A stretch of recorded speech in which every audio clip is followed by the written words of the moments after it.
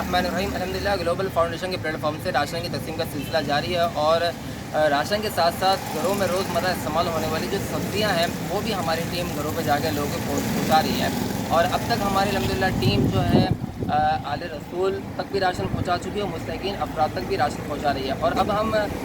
کچھ دیر بعد سیون شریف کے لیے روانہ ہو رہے ہیں، اندرون سندھ کے لیے روانہ ہو رہے ہیں۔ وہاں کی آبادیوں میں ہم انشاءاللہ یہ راشن 1000 سے زائد جو ہم یہاں سے ٹرک لے کر روانہ ہو رہے ہیں، ہماری ٹیمیں روانہ ہو رہی ہیں، وہ ہم وہاں جا کر تقسیم کریں گے۔ اس وقت ہمارے ساتھ سما ٹی وی کے پروگرام عوام کی آواز کی اینکر پرسن فرح اکرام موجود ہیں۔ انہوں نے ہمارا کام بھی دیکھا، ہم جو کوالٹی استعمال کر رہے ہیں، جو جس معیار کا ہم نے سامان راشن استعمال کیا ہے وہ کس معیار کا رہا، ان کو کیسا لگا، کیا پسند آیا اور کیا انہوں نے دیکھا، وہ فرح اکرام میں بتائیں۔ احمد، سب سے پہلے تو میں آپ کو اپریشیٹ کرنا چاہوں گی کہ یہ ایسا وقت کڑا وقت ہے جس میں ہم سب کو آگے بڑھ کے مدد کرنی چاہیے اور آپ یہ کام کر رہے ہیں، اللہ تعالیٰ اس کا صلہ دینے والا ہے انسان کی اتنی اوقات کی وجہ سے۔ دوسرا، آپ لوگ جو یہ ویڈیو دیکھ رہے ہیں، میں آپ کو بتاؤں کہ میں نے سامان دیکھا ہے، برانڈنگ ہم نہیں کریں گے کہ اس برانڈ کا سامان تھا کیا تھا، لیکن اعلیٰ کوالٹی کا سامان تھا، وہی چیزیں جو ہم خود چاہیں گے کہ اپنے گھروں میں استعمال کریں۔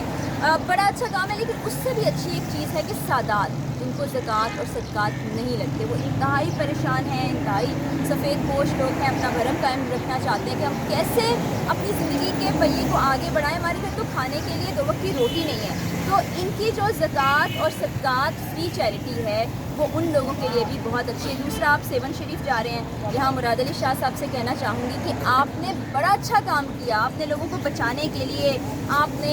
SOPs نہیں بنائی، لاک ڈاؤن لگایا اور آپ وفاق سے ٹکر بھی لیتے رہے کہ نہیں بھائی میں لاک ڈاؤن نہیں کھولوں گا، لیکن یہ سب کرنے کے ساتھ ساتھ ایک زحمت یہ گوارا کرتے کہ اپنے دفتر سے باہر نکلتے، اپنے ہی حلقے میں چلے جاتے، کہیں دور نہ جاتے، اپنے حلقے میں جاتے اور دیکھتے کہ وہاں حالات کیا ہے۔ لوگ مجبور ہو کے کراچی کی طرف دیکھ رہے ہیں، یہاں کے لوگوں کی طرف دیکھ رہے ہیں، SMS کر رہے ہیں، ان کو سوشل میڈیا کے ذریعے سے رابطہ کریں کہ بھائی ہم بھوکے مر رہے ہیں، ہمارے ہاں ایک وقت روٹی کھانے کے لیے نہیں، ہم بچوں کو کس منہ سے جا کے شام کو فیس کریں، ان کی بیویاں پریشان ہیں کہ کیا ہو رہا ہے۔ تو یہ اس وقت میں حکومت کو عوام کا ساتھ دینا تھا۔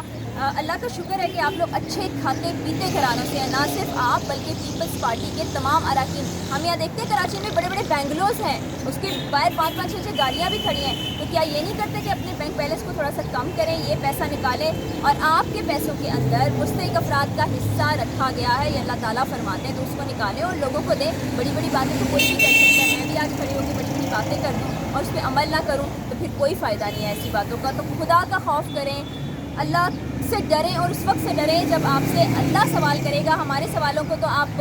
مزاح میں اڑا دیتے ہیں یا تنقید شروع کر دیتے ہیں یا کہتے ہیں کہ جرنلسٹ کا کام ہی یہی ہے، لیکن خدا کا خوف تو کر لیں، کیونکہ مرنے کے بعد ہم بھی اسی قبر میں جائیں گے، آپ بھی اسی قبر میں جائیں گے، اللہ کے سامنے کیا